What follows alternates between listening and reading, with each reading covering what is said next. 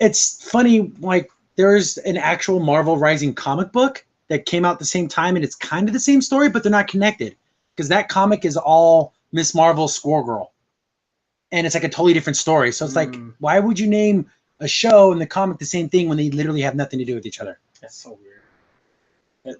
Marvel just has a branding problem. They just have an everything problem. Yeah. They don't have a good cohesive story on anything. No.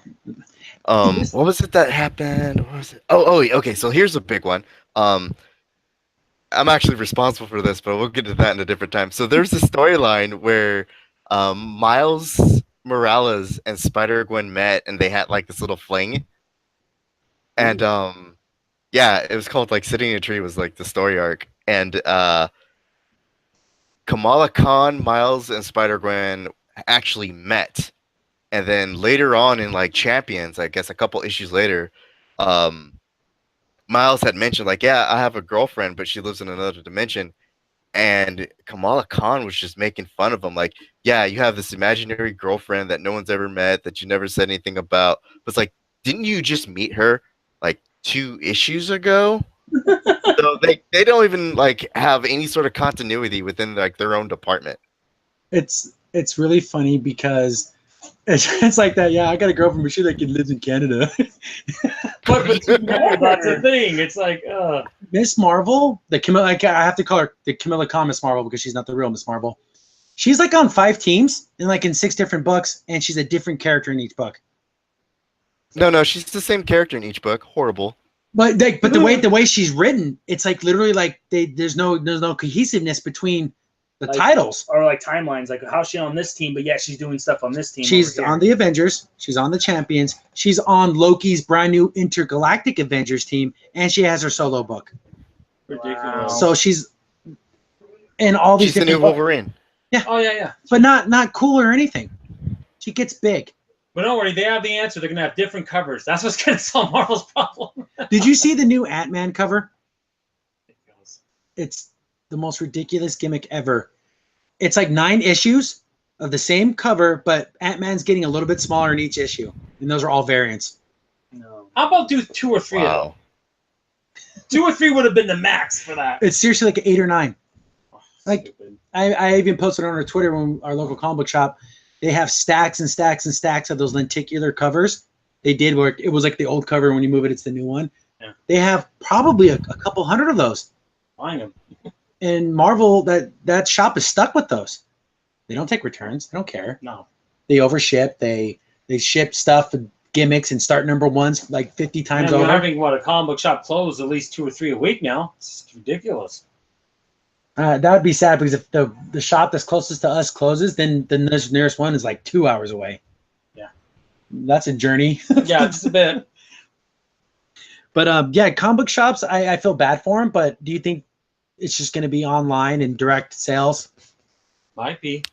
It might be. Right now what we're seeing is there's a lot of people eschewing the normal production method and just going straight to Indiegogo and Kickstarter in order to sell their stuff. I think that may eventually be the way, just cutting out the publisher altogether. And you just kind of become your own publisher. Yeah. Exactly. And the thing is, it's like where now comics are starting to become like, they used to be the everyman thing. Now it's just like that, I want to say artisanal, that the expensive ice cream, you only get every once in a while and you pick the exact one you want. Yeah. Because mass market sales is just not going to work anymore. Nope. No.